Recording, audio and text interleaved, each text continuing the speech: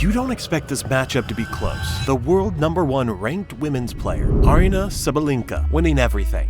Built like a problem you can't solve, against a guy ranked 673. Yeah, 673. Nick Kyrgios barely playing the last few years due to injury, taped up, with his whole career hanging on a thread, full of question marks. 2 changes to the rules. 1 serve only, smaller service box, supposed to help level things between the 2 athletes. You look at that and think, okay, Sabalenka has this. But then the first game start. No rallies, just pressure. The crowd shift in their seats, points in fast, and before you can talk yourself into a comeback, the board is fixed at one truth: 6-3. 6-3 to Kyrgios. How did that happen? Start at the first ball. Sabalenka is loose, laughing with the front row, shoulders free. Kyrgios looks contained, hat low, slow breath. The bounce pause before release. His first serve hits wide, and you hear that clean pop to bounce gap. Her racket blocks the reply. He steps through an inside-out forehand. Hold. Simple. Felt casual. Well, it wasn't. Here's the thing. This wasn't a ranking debate. It was a timing test. Sabalenka lives on first strike, setting her feet and driving. Kyrgios lives on taking time away, asking if you can even start your swing.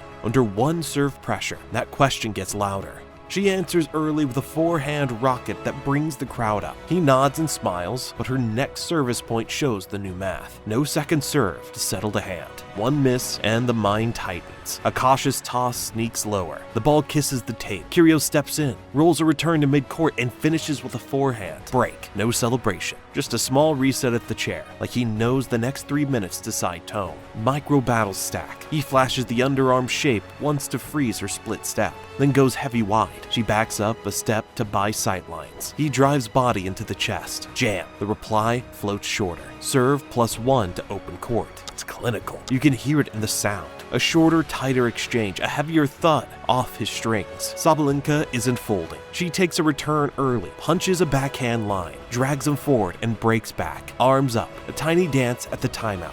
Defiance in motion. That's her core. Joy as fuel, but his next service game vanishes. Wide slice nicking where a timeline would be. Tee down the middle that doesn't telegraph. Body serve into the ribcage. Game clean. The scoreboard keeps cooling the room faster than she can warm it. While that plays out in Dubai, something else is happening inside both players. For her, each serve turns into a test with no eraser. For him, each hold is a reminder to repeat the question, not chase the clip reel. He hunts mid-court, not miracles. Late in the first, she saves 2 set points with fearless forehands that snap the crowd awake. Kyrgios doesn't blink. Flat up the tee, set. The real shift isn't the number, it's the feeling. Her service rhythm starts carrying weight forward. His starts carrying ease. Second set, the tempo settles, then tips. She finds a love hold and shoots a glance that says she's still right there. He tips his cap and then leans again. A heavy return pins her feet, and he breaks with a forehead that lands like a boulder setting a stone. From here though, court position becomes the story. She drifts back to lower the strike zone. He steps in to take it away. The ball sinks at her feet. Half volley, net, a shout escapes, then gets swallowed. By the last changeover, the pattern feels inevitable. His hold takes seconds. Her games become audits. She keeps swinging bold, refusing to shrink. He keeps asking the same unforgiving question. Can you meet this ball clean right now? With 1 more serve, he answers for both of them and closes. Not on her value, on her time. Here's where the feelings meet numbers. If Body 1 was about weight on the chest, this is about milliseconds. ESPN's post-match breakdown gave us 3 anchors: pace, spin, and contact point. Put them together and you get one story. He stole time, and she never got it back. Start with the serve pace. Kyrgios lived in a band that compresses choices. You heard it. The pop and the ball on the court before your brain finishes the toss read. ESPN's clip sync showed the interval between serve contact and Sabalenka's return contact, shrinking across the night. When that window closes, your hands go first. You block, you don't swing, and blocked returns land short. Short is feed. You feasted. Placement mattered just as much. The smaller service box was supposed to cut his angles, but ESPN's map showed 3 lanes landing often enough. A wide slider that dragged late, a flat tee that tunneled, and the jam into the body. 3 different asks for her feet. The wide serve moved out of her hitting pocket after the bounce. Reach, open the face, lose depth. The flat tee stayed low and hit its finish until the last foot. No early read, no full swing. The body serve took the racket out of her backswing entirely. She got racket on most of them. She couldn't just drive them. Now add spin. This wasn't cartoon RPM, it was use case spin. On the slider, the axis tilted enough to push the ball sideways after it skidded. ESPN flagged a cluster of returns, meeting the ball outside the sweet spot up the frame. Outside contact means float. Float feeds serve +1. Kyrgios didn't need winners, he needed a mid-court ball. He stepped in and put it there. Reaction time tells you the rest. Under one-serve rules, there's no settling toss on the next point if you've just guessed wrong. ESPN's return contact overlay showed Sabalenka creeping half a step back. As the night went on, it bought her a fraction of viewing time, but it also ceded ground. And when she gave ground, his +1 forehand arrived at her feet sooner. Low contact is a tax. She paid it with half volleys and blocked replies that didn't bite. Here's the paradox the data underlined. One serve only was designed to rein him in, but ESPN's point length chart showed that after his first serves landed, exchanges were 4 balls or fewer again and again. The rule removed her reset and raised the value of his peak delivery. He didn't have to serve 140. He just had to hit the corners with enough speed and late movement to make her late. Late turns champions into passengers. What about her serve? ESPN logged a respectable first serve percentage for the format. The problem wasn't volume, it was outcome distribution, with men's return speed coming back through the middle.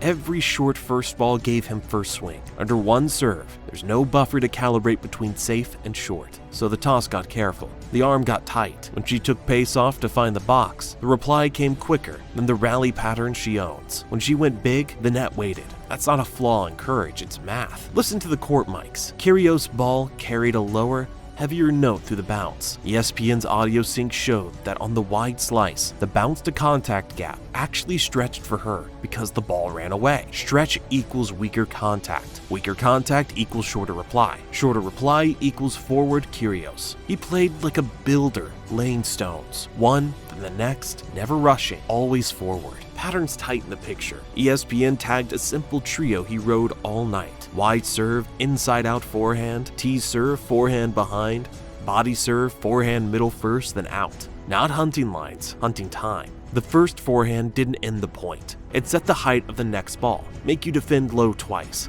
and the third ball opens daylight. And the underarm? ESPN sequence notes showed he used it after dragging her deep with pace. It wasn't a circus shot, it was a tempo test. You sprint back, and then you're asked to stop on a dime and lift a ball off your shoelaces. You read a couple, still awkward contact. Next point, he sold the same hand, then bent a slider wide, freeze, and steal. Courting position matters because of geometry. ESPN's heat map showed Kyrgios stepping inside the baseline earlier on the +1 as the match progressed. Sabalenka's average return contact slid back. That tilt changes angles. When he's in, he takes your reply at its apex. When you're back, your swing path covers more space with less time. It looks like there's room. The ball gets there sooner than your plan. There's one quiet stat that explains the mood you felt. ESPN's quality of shot index nudged her neutral ball slightly shorter and higher over the middle as the second set wore on. Not errors, small degradations. Against his forehand, that's a leak. Every quick hold he banked put weight on her next toss. That's the compounding you heard between points, the extra exhale, the extra stare at the strings. So strip the noise and keep the respect. ESPN's numbers don't say she didn't compete. They say the format taxed her strengths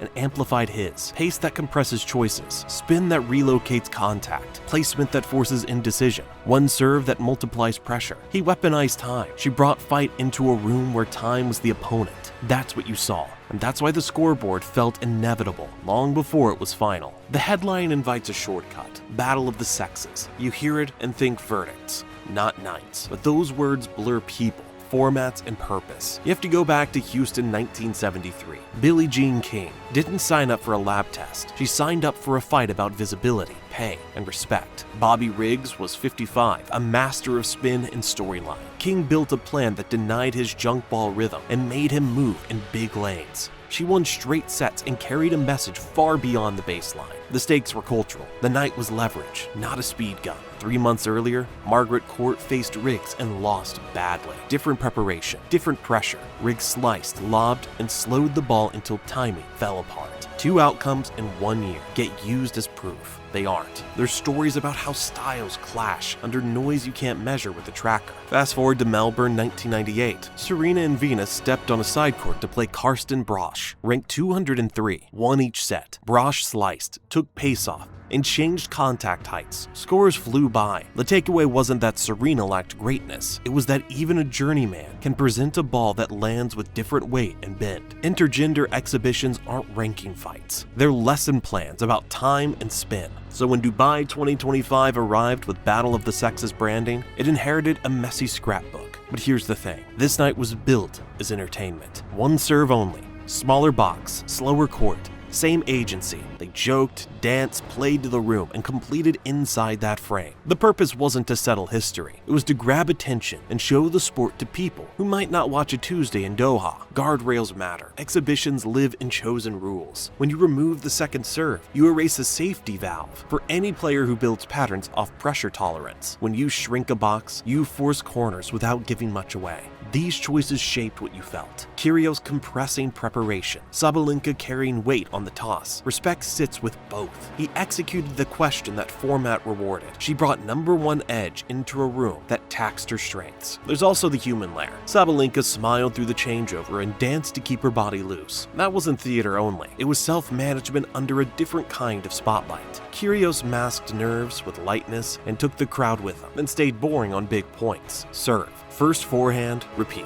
That's not swagger, that's discipline in disguise. It's tempting to make it men versus women math. Don't. Make it ball versus time. The men's game at peak delivery often takes away problem solving by rushing your decisions. The women's game often demands you solve and resolve across longer exchanges and more patterns. Different acoustics, same courage. On this night, the instrument built to steal time got the stage design it wanted. So hold two truths. This wasn't a referendum on women's tennis, and it wasn't a circus without meaning. It was a snapshot. A server who turns milliseconds into points against a champion who thrives when she can build pressure over rallies. The past shouldn't be dragged in as a hammer. It's a lens. Use it to see intent, not to flatten people. If you want a lesson to keep, it's simple. Formats decide which virtues shine. That's why King's Night belongs to history class and Dubai belongs to film study. One fought for a tour, the other showed you what time theft looks like when the parachute is gone. Appreciate both without trying to make them the same story.